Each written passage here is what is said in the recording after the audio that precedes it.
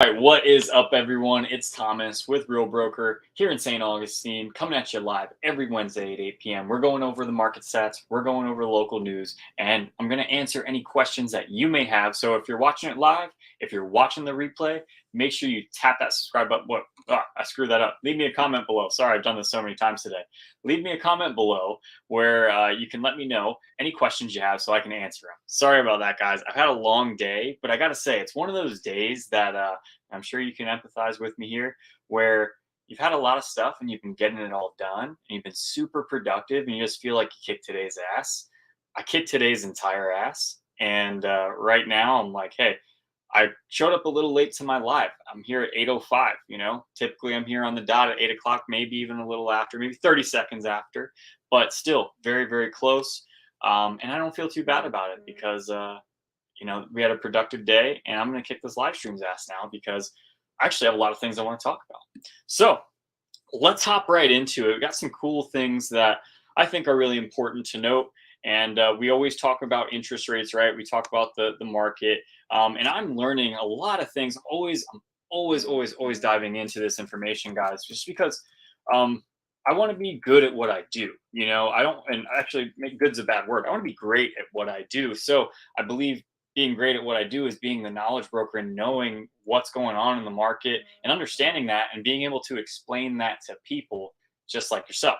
So, the one thing I wanted to take a look at is mortgage rates. And I listened to a great podcast today. I'll actually write that down to put that in the link below because it's a great thing to listen to, even if you're not an agent. Obviously, most people watching this aren't agents, but it's a great thing to listen to just so you get a better understanding of the conversations that in the business people are having, between other realtors and other lenders and other people that do the market stats and everything, just the conversations they're having about the market. So you kind of get a little inside scoop. But the main thing that I did learn, and I've talked about this before, but I necessarily didn't understand it, is that the 10-year treasury bond is the one that really affects mortgage rates, right? And when the Fed raises rates, that does affect mortgage rates, but they're not exactly correlated. If you're looking for a correlation, you want to stick with the 10-year treasury bond, right? So this is where the big chunk of the puzzle that I was missing, because every single mortgage lender out there, every single real estate agent is confident that interest rates are going down. And pretty much every time I say that, I try to add at the end, but I don't know. Who knows what'll happen? I don't have a crystal ball because that's 100% a fact, guys. No one knows what's going on with these interest rates. If they're going to go up, if they're going to go down. We have a good idea, but there's so many things that could change. In 10 days, in 30 days, in 90 days, that will throw those predictions off.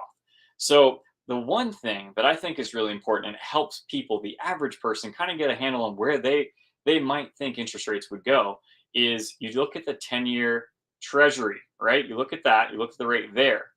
And then on average, interest rates are 1.74% higher than the 10-year treasury.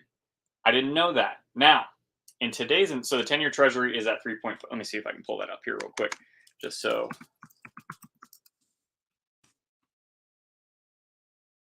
Okay, so let's see here. I'm going to share my screen. And we're going to take a look at it.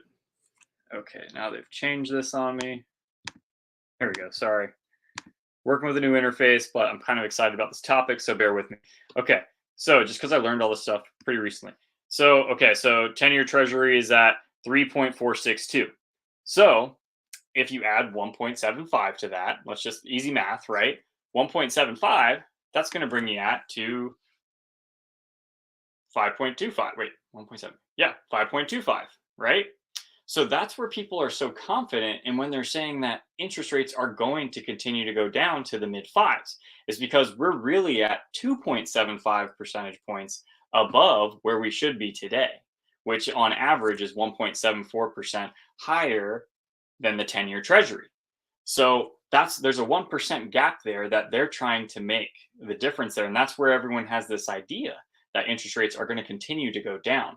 So I think that's really important to know. And also it gives you a little bit of a guideline like, hey, what's going to happen with interest rates? Well, on average, interest rates are 1.74% higher than the 10-year treasury. So that can help you make your own and kind of get a little bit more educated on what you think might happen with interest rates. Because I know a lot of people have said, like, hey, I kind of want to wait until interest rates go down. I kind of want to see what happens with rates.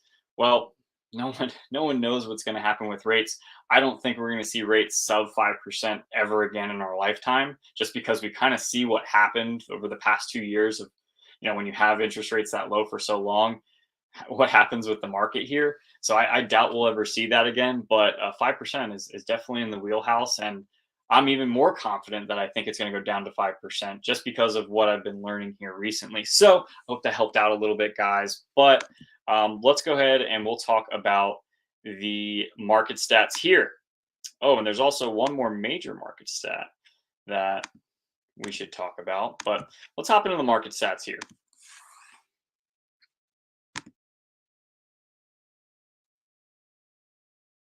All right, forgot my water. Cool, cool, cool, cool.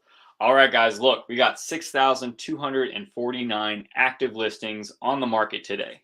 All right, so that's almost double what we have last year, but still we don't have enough homes to technically be in a seller's market. Now, when we're talking about the market today being in a seller's market, typically that's when we have really 4 to 5 months of inventory. A lot of people say 6 months, but in reality, I think it's more 4 to 5 months of inventory available. And that just means the house is available on the market, right? How quickly houses go on and off the market. So we need about 4,000 more homes to really hit that place, because we have about 62 days on average on the market for our area, and 3.2 months of supply. Right. So we're getting closer to that 4 or 5, but we're still not where we were in 2019. So we still have a long way to go to get the inventory and for that true buyer's market to be here. Now, the one thing I will say about the market we're in today is that it is a seller's market based on all the stats. It is a seller's market, but there's a lot of fear. There's blood in the water when you're a seller in today's world. And as a buyer, that is a great opportunity, right? So I think it was like 44% of all transactions in the United States had a seller concession of some kind. So that's almost half of the transactions that happened, I don't know, in the last couple of months here, probably. I can't remember that part, of course, had a seller concession of some kind. So that means that the seller's giving closing costs, or the seller's reducing price or buying the rate down or doing something for the buyer of that home. So, which is completely different from our market last year. The seller, there was 2,000 homes on the market and the seller told you to go kick rocks. There's nothing available. So the reason for that, though, is interest rates, right? So everyone wants to wait on rates. And the question I have for most people that are on the fence is, what do you think everyone else is doing? If everyone else is waiting on interest rates to go down, our housing inventory hasn't fully recovered yet, right? So we're still not in a buyer's market or a balanced market, not just yet. So if interest rates continue to go down and everyone's waiting for interest rates to go down, what will happen when this agreeable time of interest rate, let's say it's 5%, what happens then?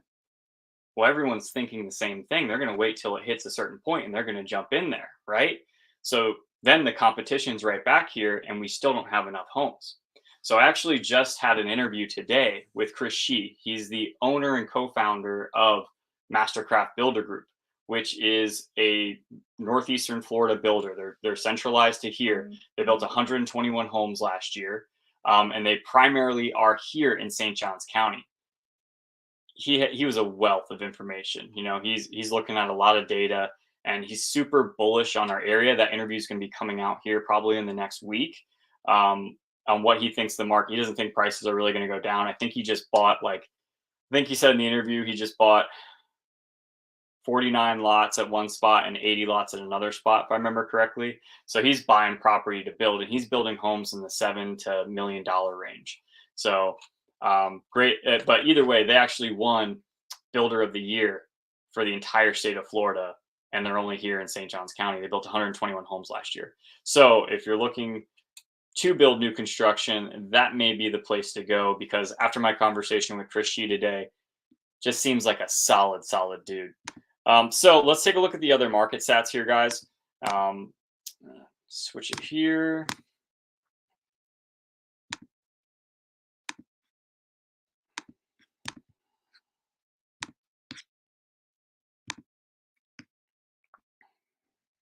All right.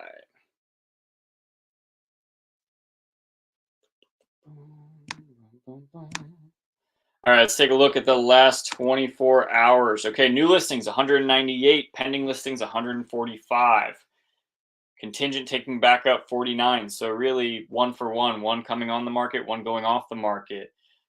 New listings 198 compared to close 76. And that's about almost a third or a fourth, let's say a third of new listings coming onto the market. So that's a pretty interesting stat, but you got to think like 30 days ago was the holidays. There's not a whole bunch of people looking to buy and sell during the month of December to like, oh yeah, I want to move in last week of January. So I imagine that number will start picking up as we go into the spring selling season, as they would call it. So I'm not really alarmed about that. Seems like the market's moving pretty good here. I've actually heard of some instances of multiple offers coming back. So we'll see what happens. Price changes, though. Price changes almost a one for one for new listings. So once again, though we don't have a whole bunch of homes available here in our market, people are still reacting to the increased competition compared to last year. So they're making their homes more competitive, which really comes down to price and condition, guys. It's not rocket science. Price and condition is going to lead the way. So let's go ahead. Let's share my screen one more time. I'll do the weekly. Sorry about that. Do the weekly here. So we're going to take a look at the past week. Man, I wish I had some water. New listings 1,070, closed 588. So let's say that's one new listing comes in the market, one just gets sold. Okay. New listings depending, we got 872, and then we got 368 contingent taking backup.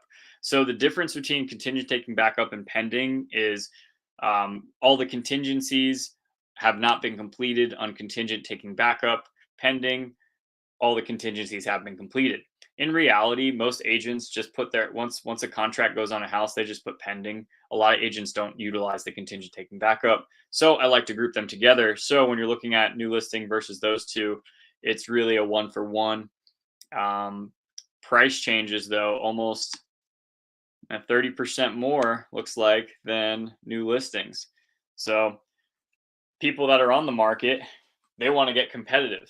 And the reason they want to get competitive is because we're heading into the hottest season for buying and selling real estate, which is the spring summer market where a lot of people like to transact. So what happens is if interest rates go down, right, and then all these people are waiting to list their houses till the right time, right? So then there's not going to be that much availability in the market, so they're going to be lowering their prices just so that it can sell before that spring selling time really starts, or at least that's the thought. Or if you're an agent, that's what you probably would coach your client on doing, but who knows, maybe you're not going to do that. So let's go ahead. I'm going to share my screen here. I have one more thing over here that I want to talk about. Give me one second. Guys, if you have any questions, make sure you leave them in the comments below. If you're watching this live, please let me know what you're thinking about, what questions you may have. I guarantee that someone is thinking the same thing. If you're watching the replay, I come back and I try to answer the comments as much as I can. Sometimes YouTube doesn't even tell me about it. So let me know if you're rewatching this, where you're from, what you're up to, and why you're thinking about moving to St. Augustine. So, all right, let me share my screen here.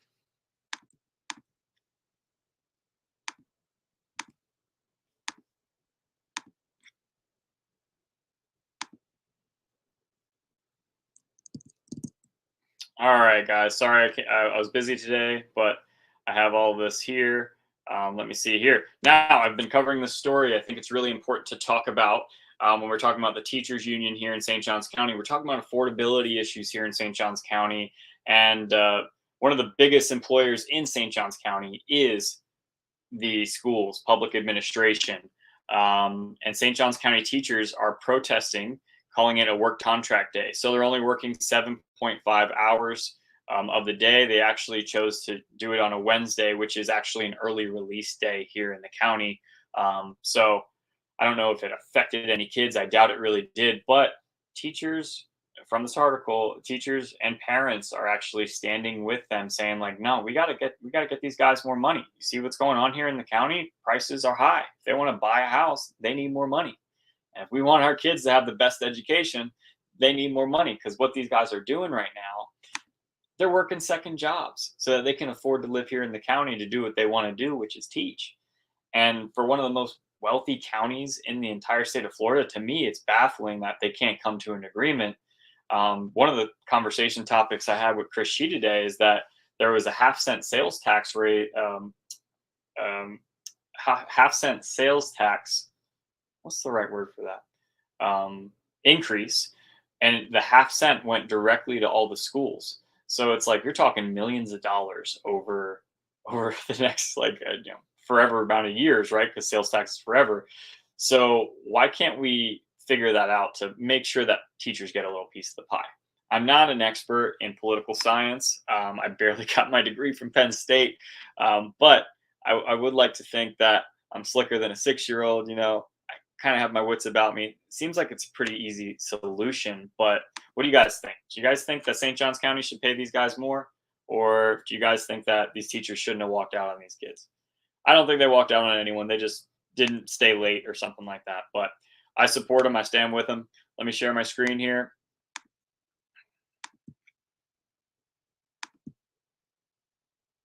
All right. Okay, so we've talked about this also. Summer Haven.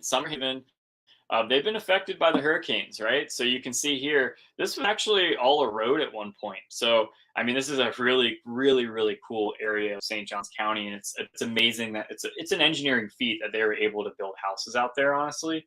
Um, but through the past hurricanes, they've been getting a lot of erosion from around their houses. Obviously, you see the water coming through the inlet, the little inlet there. So they're having some big problems, and they've had problems, in the past, and the county's kind of bailed them out.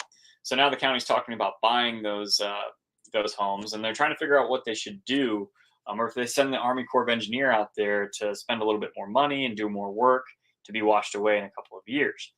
I don't know what the right thing is. I mean, honestly, I was driving by there today, and it's like the coolest pieces of real estate, I'd say. Like if you own one of those houses, I could see why you want to keep it because you're on an old A1A, or I don't know if they call it that, but it's literally you need 4x4 to get to it. So to get to your own house, you need to get on 4x4.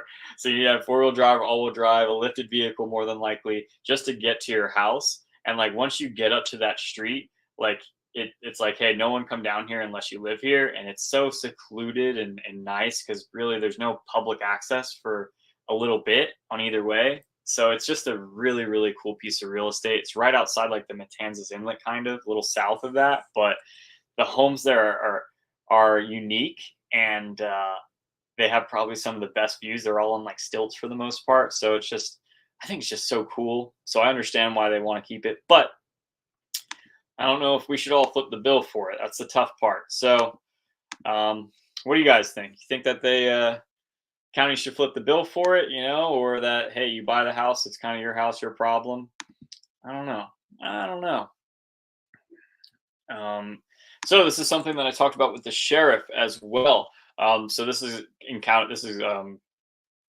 including Jacksonville. So there's 1,049 homeless people in Duval County. Duval's a huge place, by the way. That actually doesn't surprise me. I think it would actually be a lot more than that. So I imagine that's an underreporting. But this is one of the issues that has definitely plagued our county over these last couple of years. There's so many people moving to Florida because of the nice weather, and they're all not looking for houses. So like if you're a homeless person, you're a career homeless person, like moving to Florida or California or something like that, it's not so bad when you just decide about the weather. Just think about the weather. I'm not saying like the politics and everything, but just, hey, you know what? Weather is pretty much like today. It was gorgeous, 75 degrees. I went mountain biking this morning with my buddy Kane. hit some trails, hit some nice descents. I almost face planted, but I didn't. I didn't. But yeah, so let me share my next news story here, guys. Let me go on to the next one. Boom, boom, boom.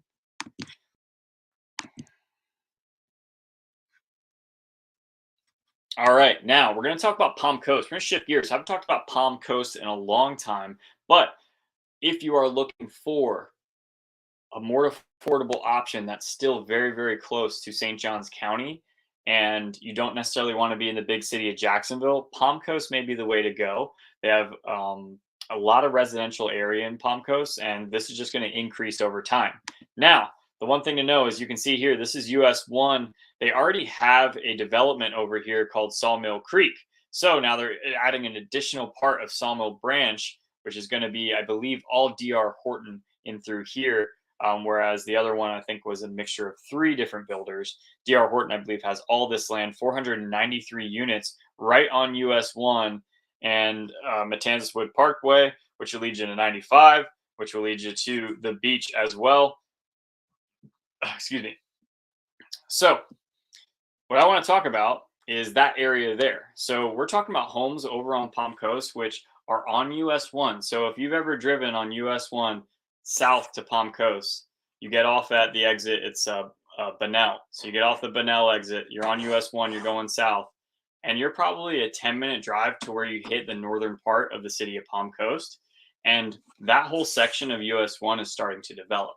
They have Dreamfinders is building a 55 plus community over there, and DR Horton has another 55 plus community that's going on US 1 at that same location. So just where I showed you on Sawmill Branch, and I'll pull it up here on the map. They're going to be building more new construction. They've already raised the ground. So let's see here, Sawmill Creek. Boom. I've been there once or twice, so it's I've seen it before. So let's see here. Let's load. Let's go. Come on, come on, come on. I have no patience anymore, guys. Everything's got to work instantly. Come on, zoom out. All right, so let's see here. So Sawmill Creek is right there, as you can see. US 1's the main road going there, and then you see where they intersect here at 95. So here's where this is a great thing. Intersects at 95, and then you go up. You can take 95 all the way up here to 207 or 16, and then you can get right downtown and no problem. That's a 30-minute drive. If you want to go over to the beach, and you're from Sawmill Creek, you just go over here. You go south, Palm Coast Parkway, go over here, and then you cross the bridge. You're good to go. But in this section right here, literally right on this side of the road, the west side of US 1, they're building a 55 plus community by DR Horton. Dreamfinders is putting in a community there, and also this additional DR Horton community that's not 55 plus, which is Sawmill Branch. They still are selling a couple things at Sawmill Creek. They only have maybe 1 or 2 homes available. There's not much available as of right now, but more new construction is coming. And just so I can piggyback on that, let me see here.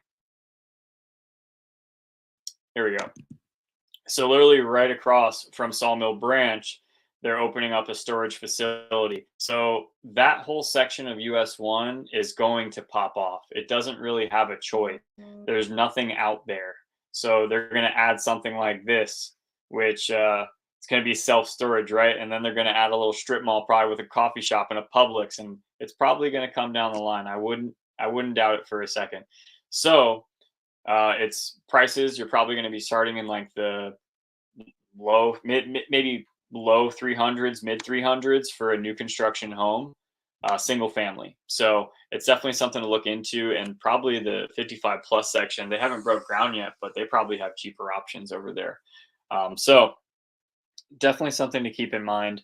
And I think that was my last one, guys. I don't think I have any more for you tonight.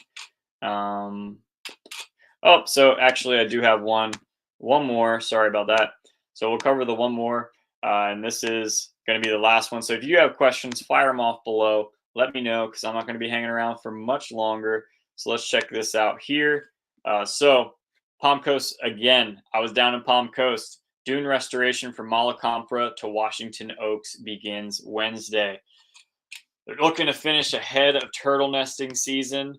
Contractor for 3.67 million Hurricane Dorian Dunes restoration project. Now, MalaCompra Park is where I go mountain biking. It is a fantastic mountain bike. You know, if you're concerned about like doing outdoor activities on your like doing mountain biking, you should have no concerns. Florida has some of the best trails, and I'm amazed at how great it is. Washington State Oaks is a great little park as well. They have an ocean side and they have an intercoastal side, and it's a beautiful park that you can walk through with like great trees, flowers, all that kind of stuff. And that's kind of, you know, it's kind of funny. I feel like I needed to prove like I know what's in Washington State Oaks, and it's like I was trying to think of like the name of the flowers and the name of the trees. Guys, I'm not an arborist. I'm sorry. So um, people ask me all the time, like, "Hey, what kind of tree is that?" I'm like, I don't freaking know, man. It's wood. I have no clue.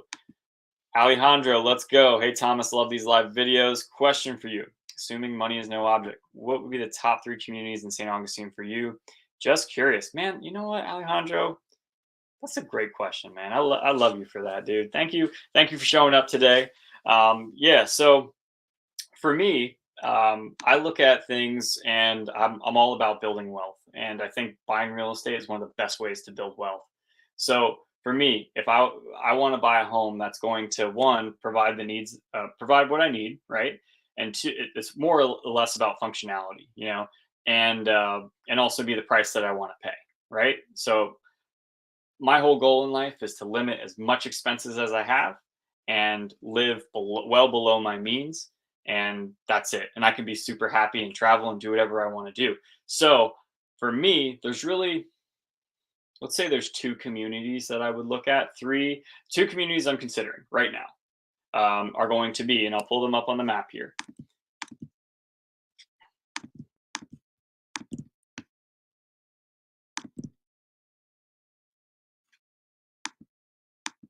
Alejandro, if you're asking specifically, I'm considering Shearwater. I wish I could like hear if you laughed or not, but um, hope you're doing well, brother. So here's where I'm looking. Okay, let me get this out of the way. So we got downtown St. Augustine right here. We got West King Street. You guys hear me talk about this all the time. West King Street or West Augustine.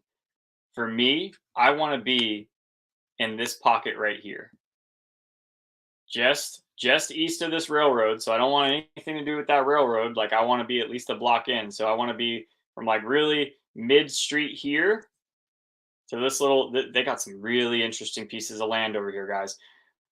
All the way up to here. Okay, and I'll tell you why. Now that area specifically, I think I think I'm very bullish on that area, and that's because they have a lot of things changing for that area. Because I know I'm working with people that are looking to buy in that area, so I actively know people are looking in that area, and investors are looking in that area, and they're making good money in that area as of right now. It's also in the path of growth. Downtown St. Augustine, everyone knows it's busting at the seams. So there's only a couple ways for it to go into a more developed Davis Shores or into a less developed West Augustine, where you already have kind of a main street.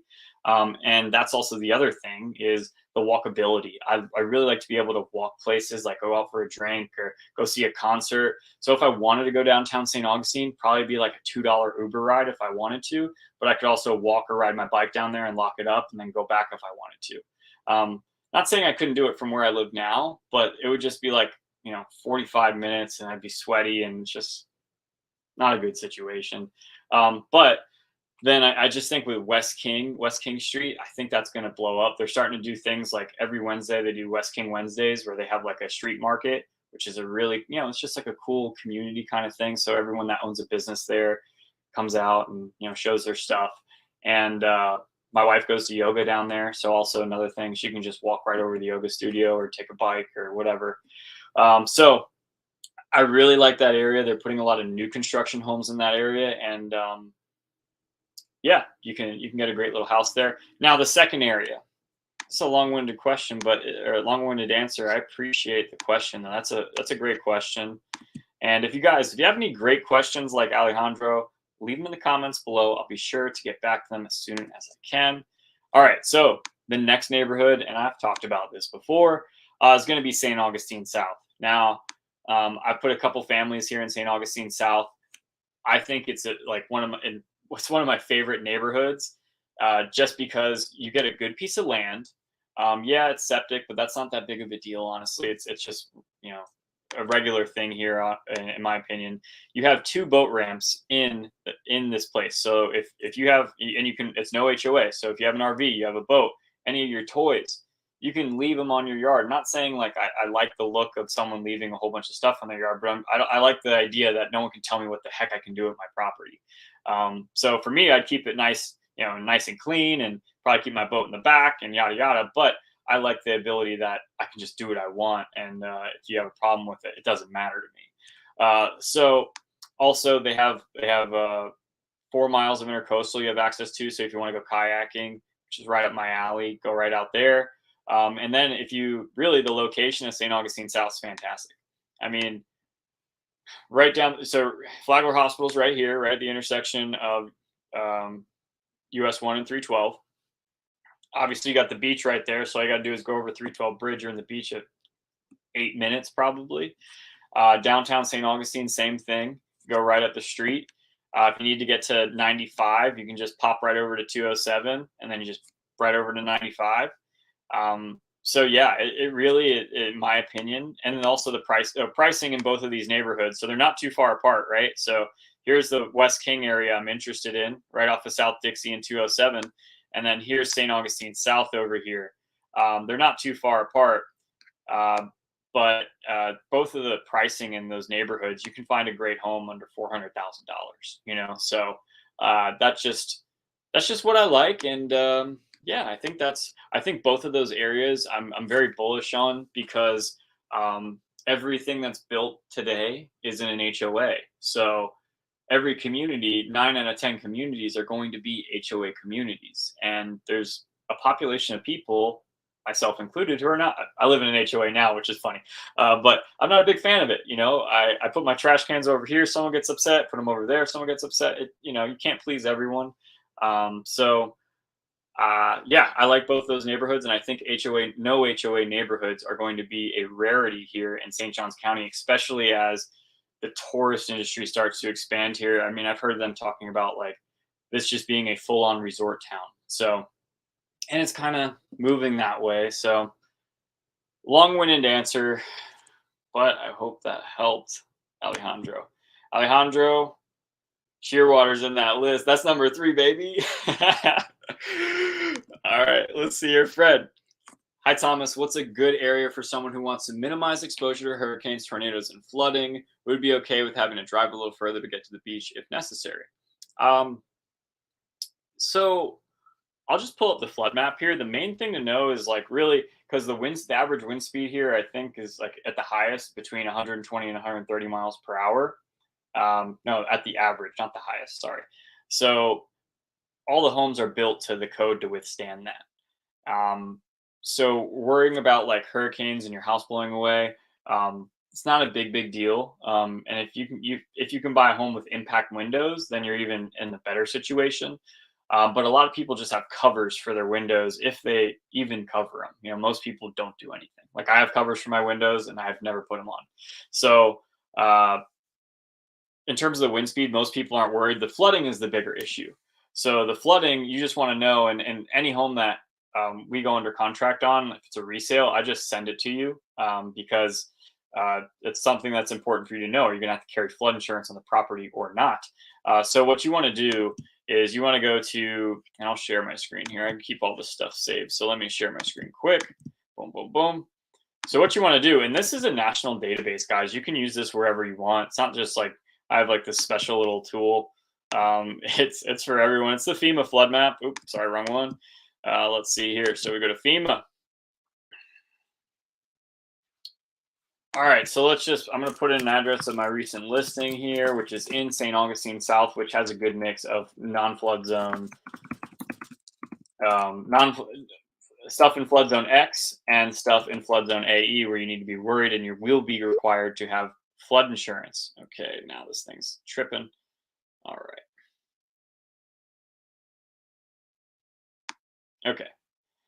So here on FEMA, you can see if you're in this area over here, where it's colored, you're in an area that's going to require flood insurance. So these guys are going to need flood insurance over here. Where my recent listing was, they did not need to carry flood insurance because of where they sat. So if you were sitting right there, you're in flood zone X, your elevation's high enough, and it tells you. Sorry, there's a guide right down here. It's just not me making this stuff up. Area with flood risk. Oh wait, here we go. Future conditions, 1% annual chance flood hazard, zone X. So that's what they're talking about right here. Okay. So they have the whole key right there. You can take a look for it for yourself. But that's also something like you get it exactly from the insurance company. They'll tell you if you need it or not. But more than likely, uh, most homes are not in a flood zone. If you're on the intercoastal, you're going to be in a flood zone. Just happens. But actually, well, one thing, the one house my sister is under contract for, she's on the St. Johns River, right? So let's take a look at this. And I said I was going to make this one a short one. And I dove into it, guys. I'm sorry. So my sister's under contract on this home right here, and she's literally right on the St. Johns River. Now, a part of the property, her dock, the bulkhead, lies within flood zone AE, but the house, the entire structure, lies in flood zone X. So we got the quote for flood insurance for that, and it was $300 for the year.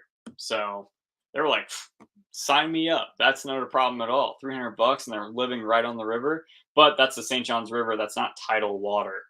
Intercoastal is going to be tidal water. So just depends where you live. But hey, if you have any questions, let me know. Just reach out directly. Okay, Fred? That was a great question. I appreciate you. Thanks for being here. Debbie Williams, how you doing, Deb? What is your opinion of Toll Brothers as builders? So I can't really say what I think about if Toll Brothers is a good or a bad builder. What I will say is that I like all of Toll Brothers' product. Every time you go in there, they have just their product. When you walk through the framing, when you walk through the mechanical stages and all that, everything seems to be buttoned up pretty nicely. And you can't say that for every single builder when you're walking through their sites, and you're kind of like, oh my god, look at this shit show. And I'm not going to say what builders, but I think every time I go to a Toll Brothers community, it's definitely kept at a higher standard than other communities.